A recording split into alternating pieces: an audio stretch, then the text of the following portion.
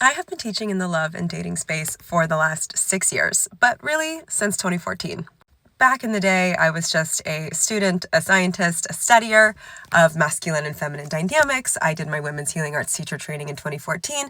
I focused on female sexuality and ecology, and I also did doula training. In 2019, I got my clinical hypnotherapy license and became a member of the Coaches Board of California. In 2022, I had my heart broken like it had never been broken before and decided to roll my sleeves up even further and figure out exactly what was going on with men and women in the dating world, why we weren't speaking the same language anymore, what was classic, what was modern, and also what was pandemic related. Since then, my content, my business, the women who follow me, the women who work with me, it's blown up.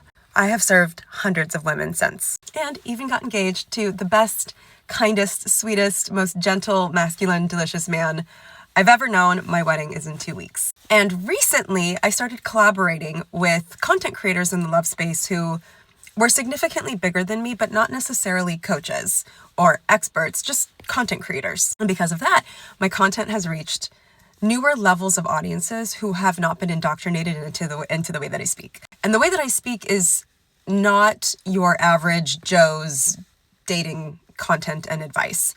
It's quite evolved in a way that is very triggering to the person who has not heard it before.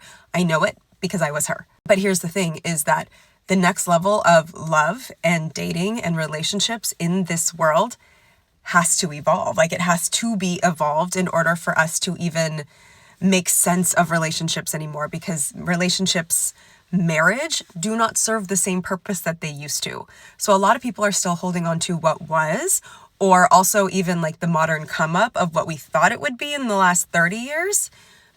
This is Age of Aquarius. This is 2026. This is the rise of something new, especially after the 62 to 64 million views on videos that taught and inspired violence towards women on the website Motherless, which I won't even go into in this glitching. I'm glitching talking about it. So I would like to tune you in to why my work is different. And before you go anywhere, please just listen, because even if you don't care about me or the work that I do in the world, it still matters for you. The way that I teach women is different because I am teaching them skills to up-level the types of men that they are interested in, the types of men that they are attracted to, and to stop mothering and changing and chasing men and then wondering why they're getting bad results in love. Keep listening. With all of my research and all of the studies that I did, I interviewed women of all generations. I spoke to the elderly women right now who have had amazing long marriages, collected, the data.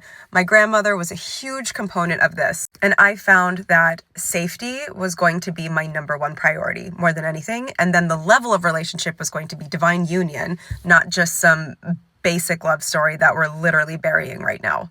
And I found that one of the biggest components of women becoming unsafe in their love stories down the line was that they were projecting an idea onto the man of who he could or should be, the potential, the idea of him, and then dragging him along in the dating world, trying to force him and make him become this person.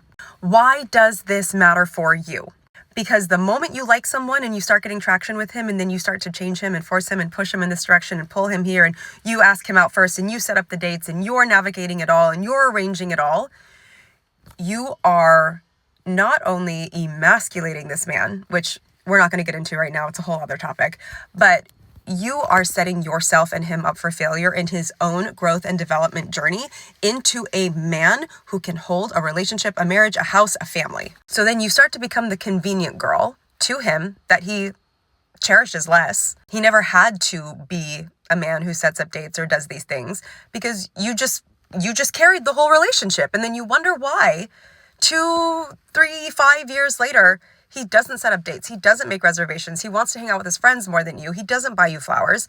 This is why. Because we're trying to take men that we like and turn them into something that we actually like, instead of actively fine-tuning our picker inside of us to men who are actually great, to men who actually do the right things, to men who actually show up how you would like a man to show up without you forcing it.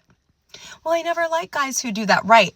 So you get to tune your nervous system, which is what I do with my clients, tune your nervous system to men who you will actually like long term, not just the men that are hot you have chemistry with in a moment, so you're trying to force him to be more romantic. This has been the crux of everything. Women get to learn how to choose safer partners in love and how to actually like safer, good, solid, good, kind, generous, chivalrous men in love, because they do exist. But they're not typically the ones that we go for. They're the ones we friend zone, which is like, I'm not telling you not to friend zone people who you feel like is your friend, but I'm telling you that you may not like actual good, kind, chivalrous men. You just have this fantasy in your head that you want that guy to be the good, kind, chivalrous man. And why can't he just be it for you? It's the crux of every single fantasy novel that we have. Shout out to ACOTAR. I love the series. It's the really bad man who's actually so good and you're his kryptonite. That's the fantasy. So you don't actually like great men.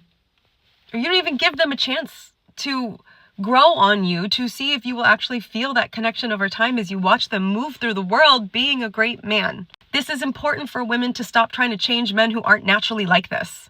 They're not naturally like this. They're not going to be like this. If they're not like this with you early on, they're not going to be like this. The caveat is, if there's a chance they will be like this, the only chance that you have that they will be like this is if you stop trying to make them be like this. As the woman, to be safer in love for the rest of your life, your job is to witness who the man is in front of you right here, right now. How does he move? How does he act? How does he show up? How does he treat other people? How does he treat women? How does he feel about women? How does he speak about women? How does he feel about his mother and his father, his sisters, his friends' wives? How does he set up dates? How does he make reservations? How does he handle things? Is he capable or not? And if he's not, do not step in and be the more capable one, because you can. Of course you can. You're a woman. Of course you can. Not your job. Not your job. Your job is to choose men who are capable or none at all. I hope this was helpful.